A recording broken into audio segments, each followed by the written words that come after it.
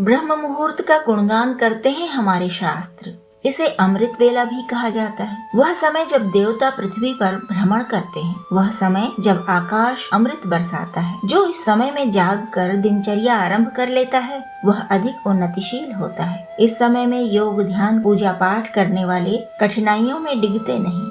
वे अधिक स्वस्थ रहते हैं, तन से भी और मन से भी। यह समय ऐसा होता है जब आप सहज ही ईश्वर से जुड़ सकते हो और किसी दूसरे समय से अधिक सरल होता है ब्रह्म मुहूर्त में आत्मा और परमात्मा का संपर्क। जीवन में जो चाहिए उसे पाने के लिए प्रयास करने का यह सबसे बेहतर समय है। बच्चे यदि इस समय का सदुपयोग करें तो उनकी स्मृति भी बेहतर होती है और विद्या से, ज्ञान से उनका जुड़ाव भी अधिक होता है। अच्छी शिक्षा अच्छे जीवन की नींव रखती है। स्वस्थ तन मन के साथ जीवन के सभी आनंद हैं। अच्छी बुद्धि ही नहीं, अच्छा विवेक भी मिलता है अमृत वेला में। यदि हम भले बुरे को ढंग से पहचानेंगे ही नहीं तो हमारी मांगे, हमारी इच्छाएं भी तो घटिया ही होंगी। घटियापन ही खींच खींच कर हमारी ओर आएगा। स्वच्छता, शुद्धता, पवित्रता को प्राथमिकता इसीलिए तो दी गई क्योंकि गंदगी तो गंदगी को ही खींचेगी। घर गंदा तो मन भी गंदा, मन गंदा तो विचार कहाँ से अच्छे आएंगे।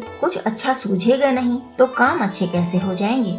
बुराइयां ऐसे ही तो हावी होती जाती हैं, बहुगुणित होती जाती हैं। वे अच्छे विचारों के लिए, अच्छी वस्तुओं के लिए परिश्रम करना पड़ता है। अच्छे का स्वागत करेंगे, उसके योग्य वातावरण बनाएंगे तो वह आएगा। बुराई तो यूं ही घुसती चली जाती है, उसका न कोई स्वागत करता न उसे कोई बुलाता, तो जहाँ उसके सींग समा जाते हैं वहीं डेरा जमा लेती है। कभी कहीं पढ़ा था कि एक व्यक्ति को एक दिन में 60,000 विचार आते हैं।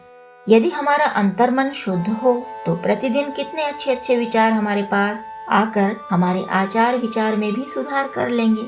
अच्छे आचार विचार से ही तो संसार का सार मिल पाता है, वरना तो जीवन भूसे के ढेर पर ही भस्म हो जाता है। कम ही लोग सार्थक जीवन जी पाते हैं क्योंकि अधिकतर लोग अपने मन को छुट्टा सांड की तरह छोड़े रखते हैं। मन पर नियंत्रण नहीं तो जीवन में कुछ भी ठीक ठाक नहीं रह पाता। फिर बैठे कोसते रहिए दुनिया को, दुनिया भर के लोगों को या फिर दुनिया बनाने वाले को। कोसने से कुछ मिलता नहीं, बस असंतुष्टि बढ़ती है, नकारात्मकता बढ़ती है और जीवन बदतर होता जाता है। स्पष्ट होना चाहिए कि आप किस पक्ष में हैं, नकारात्मकता के या सकारात्मकता के।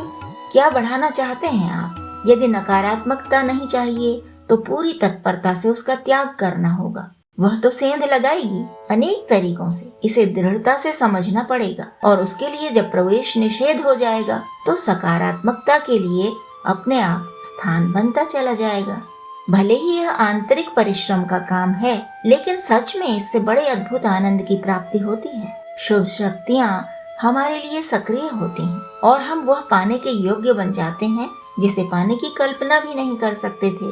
सृष्टि में सब कुछ बुरा ही नहीं है। जब हम बुराई को ही स्थान दे रहे होते हैं तो बुराई ही खींच कर आती है। जब हम अच्छाई के लिए स्थान बनाते हैं, अपने आचार व्यवहार में सुधार करते हैं, सृष्टि के प्रति अच्छाई के लिए कृतज्ञ होते हैं, तो सहयोग मिलता जाता है।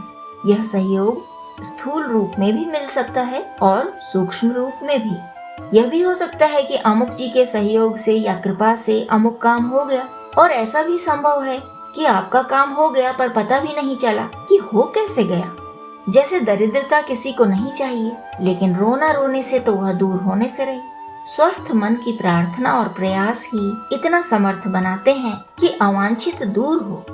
ईश्वर ने हर किसी को कुछ न कुछ अच्छा दिया होता है, उसे पहचानना और बढ़ाना हमारा कर्तव्य है। ईश्वर बीज बनाता है और किसान के परिश्रम से फसल उगती और बढ़ती है। फिर उसके फूलने फलने का काम ईश्वर पर होता है। उसके बाद फसल काटने और उससे अवांछित हटाने का काम भी किसान ही करता है। तो ऐसी ही गुड़ाई, निराई, सिंचाई, कटाई से छान फटक तक करनी होगी अच्छाई के लिए।